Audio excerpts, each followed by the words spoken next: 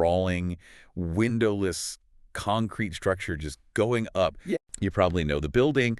You're driving on the outskirts of your town, maybe right off the interstate, and there it is. Right, you can't miss it. No, you really can't. It's this massive, sprawling, windowless concrete structure just going up. Yeah. And you look at it and you probably think, oh, look, another benign warehouse for cloud storage. Like, that's where my emails live. Or where your streaming movies buffer from. Exactly. But what if that monolithic building isn't just a passive storage unit? What if it's actually a factory manufacturing algorithmic weapons? And, you know, those weapons are aimed directly at your local community. I mean, it is a really jarring way to reframe what we usually just think of as standard infrastructure. It really is. But when you start examining the municipal filings, the economic impact reports, and the antitrust lawsuits we're digging into today, that whole image of a harmless digital warehouse kind of just falls apart. It shatters, honestly. Yeah, to truly grasp what is happening with these mega facilities, you have to pull way back. You have to look at the macro schema. Connecting the staggering physical footprint these tech giants are dropping into local towns with the highly targeted digital algorithms. Those exact facilities are built to power. And that is exactly what we are mapping out today. Our mission for this deep dive is to unpack a stack of intense sources that outline a fundamental structural shift in our economy. A shift that analysts are calling techno-feudalism. Yes, techno-feudalism. Yeah. And it's a system that operates in two very distinct sequential phases. First, there's the physical extraction of a town's resources. Right. And second, there's the deployment of digital warfare against that same town's local economy. Which affects everyone. It does. Whether you are a small business owner trying to survive, a local taxpayer, or, you know, literally just someone who pays a monthly electric bill, this deep dive is going to fundamentally change how you look at the digital infrastructure being built in your own backyard. Because, well, before a single algorithm can even be executed, these facilities require an almost incomprehensible amount of physical resources just to get off the ground. The physical extraction phase. Exactly. That physical extraction is the necessary precursor to everything else. And it begins long before the concrete is even poured. Usually starting in closed-door city council meetings, right, over public subsidies. Right. Okay, let's unpack this right here, because this is where I really struggle with the narrative. How so? Well, I look at a massive tech corporation coming into a mid-sized town to build like a $10 or $20 billion facility. My immediate instinct is that this is a huge win for the local economy. Sure. That's the standard assumption. Right. Because normally, an infrastructure project of that scale means thousands of construction jobs, decades of permanent employment, secondary economies popping up. Like lunch spots, local contractors. Yeah, housing booms. So how is that physical extraction? Well, that is the exact pitch local governments receive.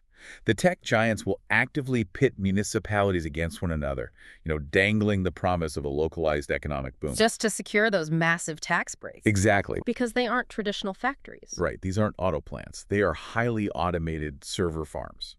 So yes, you get a temporary bump in construction jobs, but once the facility is actually operational, the human footprint is incredibly small. Wait, how small? Well, a facility the size of several football fields might only employ 40 or 50 permanent staff. You're kidding. No, and a significant portion of those are just contracted security guards and, like, HVAC technicians. Wait, really? So a town could hand over hundreds of millions in tax breaks, fully expecting this generational economic engine, and end up with 50 security and maintenance jobs. That is the reality. Yeah. And the opportunity cost is just devastating. Because of the lost revenue. Right. Those tax abatements mean the municipality is giving up crucial revenue that would normally fund local schools, emergency services, you know, road maintenance. Wow.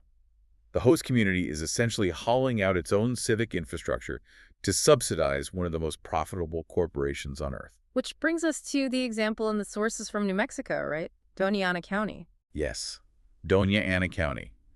Local commissioners there were heavily pressured to approve an astronomical $165 billion with the B industrial revenue bonds and subsidies. $165 billion. Yeah, for an open AI-linked data center known as Project Jupiter. For a facility that will essentially run itself. I mean, that is just mind-boggling. It's a massive drain on the civic foundation. But the tax base is really just the tip of the iceberg, isn't it? Let's talk about the power grid. Because we're talking about buildings that house tens of thousands of servers running 247. Oh, the energy draw is difficult to even wrap your head around. A single large-scale data center can consume as much electricity as a city of 50,000 to 100,000 homes. And here is where it directly hits the listener. Because, a local grid doesn't just naturally have the capacity to suddenly absorb a new medium-sized city turning on all its lights at once. Exactly. To accommodate that voracious energy appetite, utility companies have to spend billions upgrading the regional power grid. Which means building new substations. Right? New substations, laying heavy-duty transmission lines, and in some cases, literally delaying the retirement of heavily polluting coal plants. Or spinning up new natural gas plants just to meet the baseline demand. Exactly. But the tech company pays for those upgrades, right? I mean, they're the ones demanding the new lines. Well, under the standard utility model in most parts of the country, no. Wait, no. No. Utility companies operate as regulated monopolies that get a guaranteed rate of return on capital infrastructure projects. They love building new transmission lines because it guarantees them profit. Okay, but who pays for it? The cost of building that new infrastructure is socialized. It gets passed on to the standard ratepayers. Meaning the local residents, the bakeries, the auto shops, they all see massive spikes in their monthly electricity bills to pay for the grid upgrades required by the data center down the road. Right. And to compound the issue, the data centers themselves, because they buy power at such a massive scale, often negotiate special discounted bulk rates. Oh man, so the local community is burdened with the capital costs of the grid expansion, their monthly bills go up, and the trillion-dollar corporation gets wholesale pricing. That's exactly how it works. It's like inviting a vampire into your house, but you also have to build them a custom multi-billion-dollar coffin out of your own pocket. That's a dark analogy, but Yeah. it fits perfectly. And we haven't even touched on the water consumption yet, which honestly might be the most alarming part of this physical footprint, because these servers generate a tremendous amount of heat. Right, and they require highly intensive cooling systems. Most of these mega facilities rely on evaporative cooling. Which uses how much water? They pump in between 1 to 5 million gallons of potable water every single day. Okay, let's break down the mechanics of evaporative cooling here, because I think people assume the water just, goes into a pipe, cools the machines, and goes back out to the local water treatment plant to be reused. Yeah, that's the assumption, but it doesn't. It doesn't. No. Evaporative cooling means the water is pumped over the hot server infrastructure. It absorbs the heat, turns into vapor, and is vented out through massive cooling towers into the atmosphere. It just disappears. It literally becomes a cloud and blows away from the local watershed. It is permanently subtracted from the local aquifer. Which makes that Doña Ana County project in New Mexico even more staggering. I mean, they're building a facility that evaporates millions of gallons of water a day in the middle of the drought-stricken Chihuahuan Desert. Right. How does a corporation even get a town to agree to something so structurally damaging to their own ecosystem? Well, they utilize heady corporate secrecy. The development plans are routinely shielded behind NDAs. Non-disclosure agreements. Right. Local communities and sometimes even the lower-level municipal planners literally cannot give informed consent because they are legally barred from knowing the true water and power projections until the ink is already dry on the zoning permits. Okay, so that is the first phase. Yeah. The physical extraction. The town is drained of its future tax base, its standard utility ratepayers are subsidizing the grid, and millions of gallons of local water are being evaporated into the sky.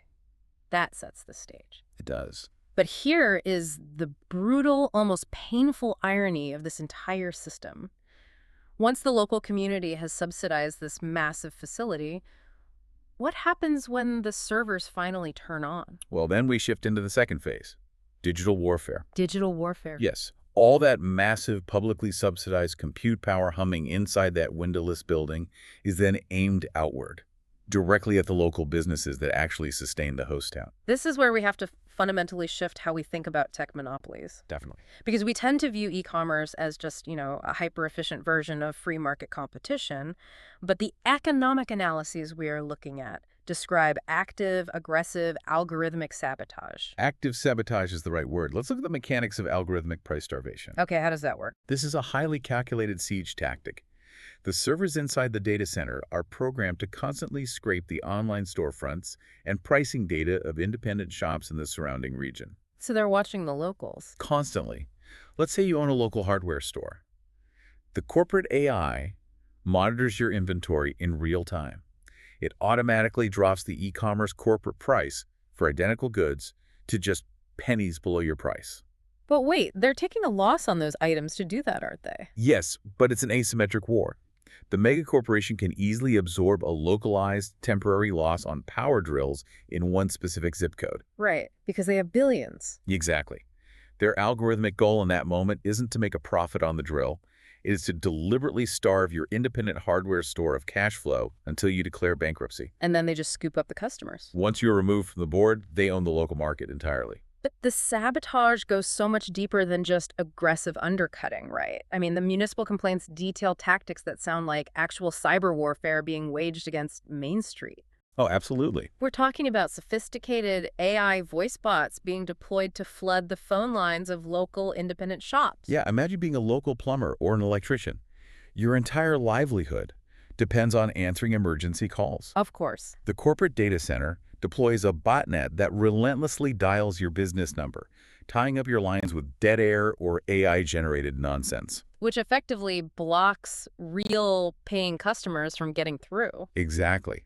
And while your phones are paralyzed, automated scripts are running in the background, continuously clicking on your digital advertisements. Oh, man. Let's explain click fraud because it is incredibly insidious. It really is. Most local businesses use pay-per-click advertising. Every time someone clicks their ad on a search engine, the business pays a fee. Right. These data centers can automate thousands of localized fake clicks in the middle of the night. So you wake up? You wake up, and your entire monthly marketing budget has been drained by bots. You haven't generated a single real lead, and your ads are automatically taken offline because your funds are depleted. So you are literally paying higher utility rates to power the building that is currently deploying a botnet to bankrupt you. That is the brutal reality of it. And it extends to reputation destruction as well. I mean, we see reports of massive server power being used to generate floods of localized fake one-star reviews to tank a small business's search ranking. Yep. And then there's map hijacking. Map hijacking is a perfect example of how these algorithms intercept local commerce. How does that work? The AI generates thousands of fake, quote-unquote, ghost businesses on local online maps. Yeah. You might search for a local auto mechanic in your town. Okay. You see a listing that looks legitimate, you call the local area code, but the algorithm secretly routes your call to an out-of-state corporate call center. Wow. And they then dispatch a corporate-affiliated contractor instead of the independent mechanic you thought you were calling. So it's literally an interception of the local economy. Completely. Which brings up a massive structural question. If the goal here isn't just to compete, if they are actively destroying the playing field and burning cash to do it, what is the actual end game? Right, why go to these lengths? Yeah, why go to these extreme, almost vindictive lengths? Well, if we trace the money and the long-term strategy, the end game is total market consolidation, or as the economic models term it, techno-feudalism. Techno-feudalism, it sounds like a dystopian sci-fi novel. It does, but the mechanics make total sense. It is structurally accurate to the feudal system. In what way? Think about it. If mega corporations can use these localized data centers to bankrupt independent tradesmen, drain community tax resources, and control the underlying infrastructure, the concept of a free market completely evaporates. Right. The corporations elevate themselves into what analysts call the cloud lords. The cloud lords, which means the local business owners who survive and the citizens who live there are reduced to digital vassals, like serfs. Exactly. You no longer own your business. You are just renting space on their platform. So you're forced to pay digital rent. Yes. If you want to reach the customers in your own town, you have to sell through the corporate marketplace, use their payment processors, and buy their algorithmic advertising. And how much does that cost them? That digital rent can often extract 30 to 40% of a small business's gross revenue. You are paying for the privilege of accessing a market you used to participate in freely. Okay, but let's play this out for the consumer. Once the cloud lords have cleared the board, eliminated the local hardware store, the independent mechanic, the local plumber, do retail prices just skyrocket? That's what you'd think. Right. Do we just see standard monopoly pricing where everything is suddenly 20% more expensive? It is significantly more precise and more dangerous than standard monopoly pricing. Okay. What's fascinating here is once local competition is eradicated, The algorithms shift to a model called surveillance pricing. Surveillance pricing. And this is the concept that really shook me when we were reviewing the sources because it fundamentally changes what a price tag even is. It does. A traditional price is based on supply, demand, and the fair market value of the good. Surveillance pricing abandons that entirely. So what is it based on? The AI uses the massive, invasive troves of personal data it has collected on you. Your browsing history, your credit card data, your geolocation, your social media behavior. To do what? To calculate your exact personalized pain point. Okay, define pain point in this context. It is the absolute maximum amount of money you are mathematically likely to pay for a specific service before you walk away. So if we use a real-world analogy, it's like sitting down at a high-stakes poker table, but the dealer has access to your bank account, knows exactly how much your mortgage is, knows what time your paycheck clears, and dynamically changes the cost of the chips based on how desperate you are to play. That is exactly the mechanism. If you and your next-door neighbor both need the exact same emergency plumbing service, the algorithm will not show you the same price. Because it knows your context. Right. If the data shows you just received a bonus at work, or that you've been frantically searching for how to fix a burst pipe at 3 a.m., the algorithm will dynamically inflate your price to extract the maximum possible wealth from your specific vulnerability. That is chilling. The transaction is no longer about the value of the service. It is an algorithmic extraction based entirely on your personal data. It strips away consumer autonomy completely. You have no leverage, no alternatives, and no visibility into the fact that you are being charged a totally different price than the person down the street. Exactly. So, looking at this massive compounding threat, the physical drain of community resources, the digital sabotage of local businesses, and the ultimate trap of surveillance pricing, it feels entirely insurmountable. Are communities just supposed to roll over? It is a daunting structural shift, for sure. But if you look closely at the legal dockets and legislative agendas across the country right now, there is a fierce, highly organized pushback happening at multiple levels of society. And before we dive into how society is fighting back, I want to make it explicitly clear to you listening that many of these claims are currently at the center of massive, ongoing federal and state litigation. Right? And as analysts, we are impartially reporting the facts of these lawsuits and legislative pushes without taking political sides. We are just outlining the battle lines being drawn over the future of the digital economy. And those battle lines are incredibly active. Let's start at the federal level. The FTC, joined by 19 state attorneys general, is actively suing Amazon over a heavily redacted secret pricing algorithm known internally as Project Nessie. Project Nessie. And the mechanics of Nessie are fascinating. It's not just about lowering prices, it's about algorithmic signaling. Right. The FTC alleges that Nessie was designed to artificially inflate prices, acting almost like a game of chicken. How so?